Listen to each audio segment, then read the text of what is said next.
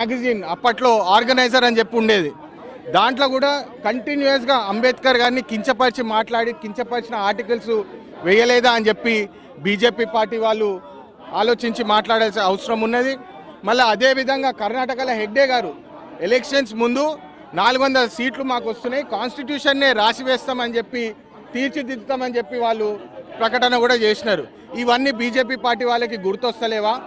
కేవలము topic divert చేయాలని చెప్పి అమిత్ షా గారి మనసులో ఉన్న మాట, వారికి ఎంత కక్ష ఉన్నది దళితుల మీద అని చెప్పి మనకు తెలుస్తుంది.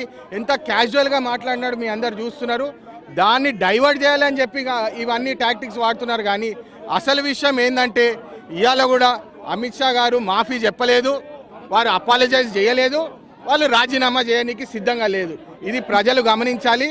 దీని అగెన్స్టే మా ప్రొటెస్టు. అమిత్ షా గారు రిజైన్ చేసే వరకు మేము ఈ ప్రొటెస్ట్ చేస్తూనే ఉంటామని చెప్పి మళ్ళొకసారి దళితులందరికీ, బడుగు బలహీన వర్గాలందరికీ మేము అండదండగా ఉంటామని చెప్పి మీ మీడియా ద్వారా వారికి తెలియజేయాలనుకుంటున్నాము.